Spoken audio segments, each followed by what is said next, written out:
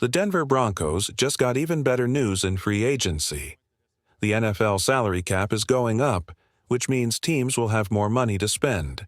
But some people are saying we might be overhyping this increase. Is it really as big of an advantage as we thought? Let's break it down. There's also talk about the Broncos possibly getting a new alternate uniform. Exciting stuff. Plus, we've got some big NFL draft news to cover.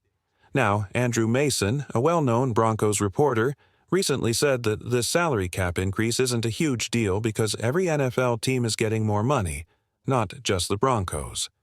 While I respect his opinion, I completely disagree. Think of it this way. During COVID, when people received stimulus checks, no one said, well, it's not really a big deal because everyone got the same amount. It was still extra money that could be used for something important or fun.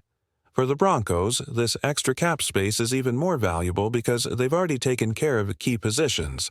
They have their franchise quarterback, a solid left tackle, and strong edge rushers.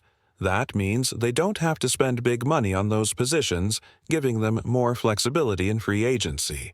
So, while every team gets a boost, the Broncos are in a great spot to make the most of it. This is fantastic news for the Broncos, and I think Andrew Mason is way off on this one. But what do you think? Is the salary cap increase being overhyped? Nick Kendall also shared a great point on Twitter. When looking at salary cap space, it's not just about this year, but the years ahead. That's where the Broncos have a huge advantage thanks to their ownership group. Right now, the Broncos are in the top half of the league for cap space. But in the coming years, they'll have even more money to spend, putting them in the top 10, and eventually the top 5. That means they'll have the flexibility to make big moves when needed. A big reason for this advantage is how contracts can be structured. If a team has a wealthy owner, they can front-load contracts with large signing bonuses. This spreads out the salary over several years, making it easier to sign expensive players without taking a big hit to the cap right away. For example, a $50 million player might only count as $5 million against the cap in a given year, depending on how the deal is structured. Now, looking ahead to the NFL draft, one player to watch is Ashton Jeanty. He could be a game-changer for the Broncos offense. He's an explosive running back, similar to Jahmyr Gibbs, and could be a great pick at number 20 in the draft. There are now rumors that several teams are interested in Ashton Jeanty. The Raiders might take him at number 6. The Bears could grab him at number 10. And the Cowboys are reportedly eyeing him at number 10. 12. If he slips past those teams, there's a real chance the Broncos could land him. That's why he's the player I'll be watching the most at the NFL Combine. What about you? Who are you keeping an eye on during the Combine? Speaking of the Combine, there's also some exciting news about the Broncos' throwback uniforms, something fans have been waiting for. The Broncos' throwback uniforms were a huge hit when they wore them against the Chiefs and Raiders. Now, several NFL insiders are saying that a new uniform series could be introduced for every rivalry game in the league. This would be incredible because it means teams could wear special uniforms during divisional matchups, like the Broncos wearing their throwbacks in AFC West battles. This past season, the Broncos were only allowed to wear the throwbacks a limited number of times, but fans absolutely loved them. Many even said they should be the team's full-time uniforms. If this new rival series uniform rule happens, there's a good chance the Broncos' throwback look could become their official rivalry uniform. That would be awesome. There's just something special about that classic logo. It brings back nostalgia and seems to fire up the team in a different way. In other great news, Davis Webb has been named to a prestigious 40 under 50 list, recognizing some of the top rising talents in the NFL. As legendary coaches like Andy Reid and Pete Carroll get older, the league is looking toward the next generation of football minds. Seeing Webb get this recognition is exciting for Broncos fans, especially since he had offers to be an offensive coordinator elsewhere this offseason, but chose to stay in Denver. Davis Webb had opportunities to interview for coaching jobs elsewhere, but chose to stay in Denver. It's similar to what Ben Johnson did in Detroit, sticking around to learn under Dan Campbell rather than jumping at the first chance for a promotion. That's exactly what the Broncos are hoping for with Webb.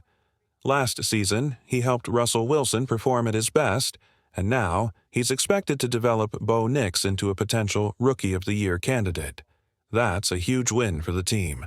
With the Broncos losing both their tight ends coach and passing game coordinator this offseason, Webb could be next in line for a bigger role.